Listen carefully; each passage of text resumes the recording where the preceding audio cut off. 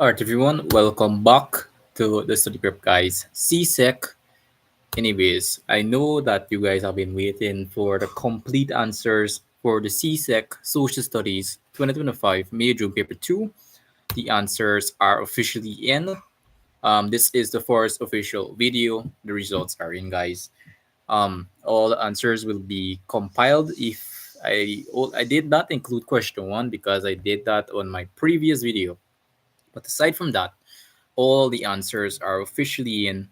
I have heard comments, I have heard your guys' complaints, and everything is officially in now. Without further ado, let's actually start on the CSEC Social Studies paper 2 of the 2025 May June. Anyways, so the first question on 2A is identify two institutions or official posts that form part of the structure of the judiciary in the Caribbean. We have two, question one and question two. Describe one role of the judiciary in the Caribbean. Well, this is the easy one. So there are mainly three branches of government. There's usually, or in this case, there's really two other institutions that form the official posts that form the judiciary in the Caribbean, and that is the legislature, executive, and the judiciary. Usually in the legislature, Parliament consists of the President and the National Assembly. Usually in the executive branch of Guyana, at least that's where I live, the President is the head of state, the supreme executive authority, and the commander in chief of the armed forces of the country, at least in Guyana. And then the judiciary, the courts determine interpret the courts are independent and impartial and subject only to the constitution and the law, meaning that they pass judgment in referral to crimes, either it be big, small, or medium. So that's very basic, that's very explanatory. If you guys got this one correct in your papers, tell me in the comments below. Anyways, let's go on to question three. So the newly elected prime minister has promised to implement strategies to improve the quality of life for citizens. So it says on I, suggest two actions that the government may take to ensure the needs of the citizens are met. And it says explain why each action suggested in DI is likely to be successful. So first of all, question D. So two ways that the government can make sure the needs of people are met. The government can ensure two ways. The first way is maintaining law and order. If there's law and order, there's stability in the country, and persons um, eh, can basically live in peace, and that's a need. Protection in itself is a very vital need. You need to feel safe, and you need to be safe. That's a need. Providing public services. This includes the provision of goods and services that individuals cannot provide individually for themselves.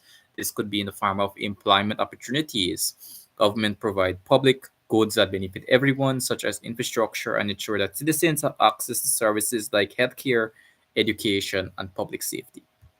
So let's look into question three. I'm just speed running these things because I don't believe these questions are extremely hard. So if you guys think it's very easy from this point on, just tell me in the comments below. So define the term population distribution, state the type of map that is used to show population distribution, and describe how each of the following factors might influence population distribution, physical features of the land in this case. So first of all, let's look at the definition of population distribution. Population distribution is the term used to describe the spatial arrangement of persons within a given area, usually within probably 100 kilometers or 10 kilometers or what's not, whether it be local, regional, international, or national or global.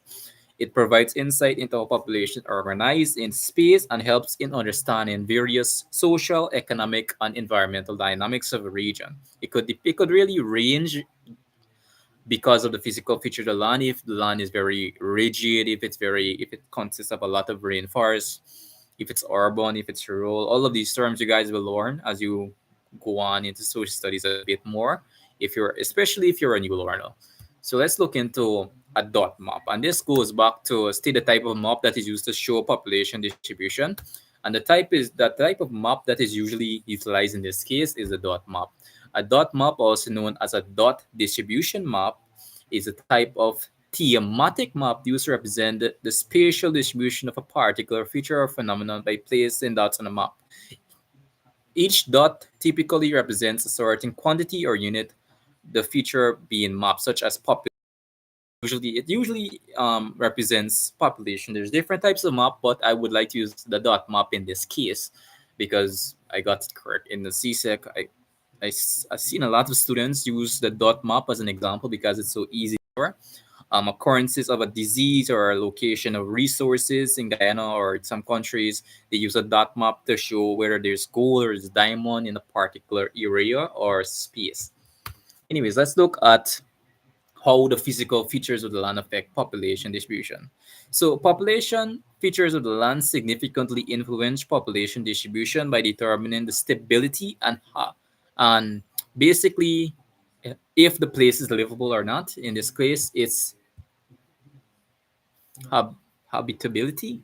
That's a very weird word, but it's very complicated at the same time. It means if the place is livable. Factors such as topography, this means how the land is made up. Climate, landforms, vegetation, and styles play crucial roles in shaping where people live. For instance, flat and fertile plains are often densely populated due to their stability for agricultural, and rugged terrains and deserts may have sparse populations due to their inhospitable environments. So that's it for that. So question 5, we go on to the map part or the map segment. So state the region, circle that A. That would be right here. So if you look at that, the name of the region circle that is the Amazon Basin. The region lies near the equator in South America and is known for its vast reinforcement river systems. We look into I identify the compass direction shown by the arrow B. The compass direction shown by arrow at B is the northeast or just any. It's very simplistic. So let's look into question 6. Say the name of the latitude at 23 1/4 of north is define the term natural hazard.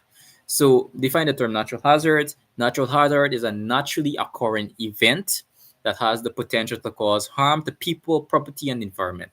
A good example of a hazardous event or a natural hazard would be like for example the spreading of toxic gas in the atmosphere.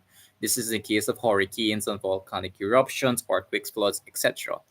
Then it says here, identify one natural hazard caused either by weather that that is caused neither by weather nor climate that can affect the Caribbean. Earthquakes are geological hazards caused by tectonic activity, nor weather or climate, and they do affect parts of the Caribbean. So let's look at question 8. Suggest 2 ways in which social media can be used to help the citizens of the Caribbean to be better prepared for natural hazards. Explain why each way suggested in CI is likely to be successful.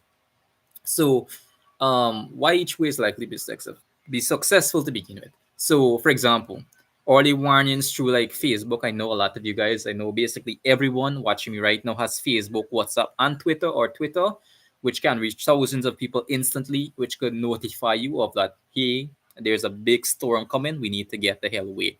And then we have way two, which is explanation, educational posts, visuals like infographics showing the results of these dramatic floods could help people be aware of what is coming ahead of them so that they extremely prepared and just say, let's get the hell out.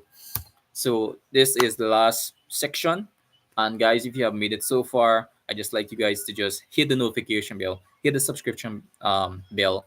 It's really hard to make these videos sometimes and really need that extra push of motivation, guys. So subscribe, leave a comment, and tell me, guys, what you think of the C-Sec 2025 May June. So section B. So let's just read. I just skip all of this and I'll just look at 5. As a young cultural ambassador, you have been asked to write an article for the local newspaper.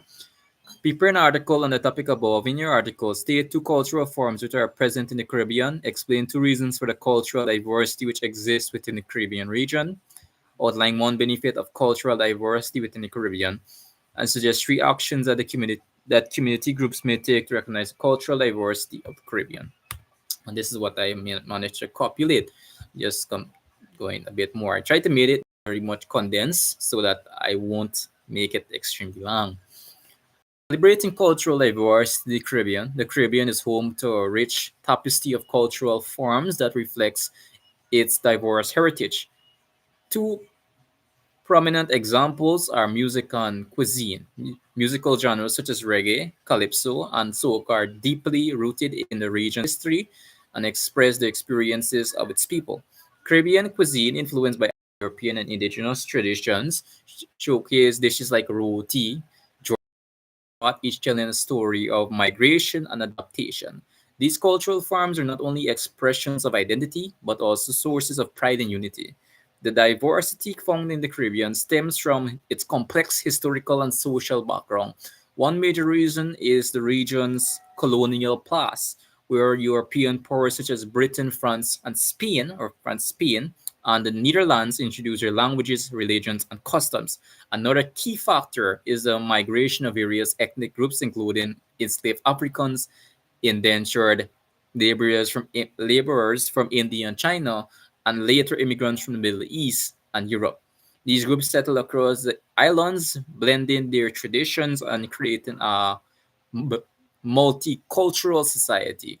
This fusion has shaped the Caribbean into a region of vibrant cultural expression. Cultural diversity brings many benefits to Caribbean societies, particularly in fostering social cohesion and creativity.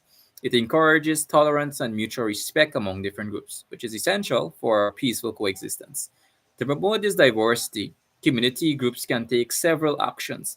They can organize they can organize cultural festivals that celebrate different traditions, host educational workshops to teach about the region heritage, and promote intercultural dialogue through storytelling events, and social media campaigns. These efforts help preserve cultural identity while building stronger, more inclusive communities. Anyways, guys, that is everything. I just like to give out a big shout out to these two people here that asked for part two of this video. Without you guys, I would have probably not made a part two to this here. So if you watch part one, and you watch part two, guys, I really like and really appreciate the support. Anyways, guys, see you at the next video. All the best. The study prep guy wishes you all the best. Please subscribe. See you guys out on the next video.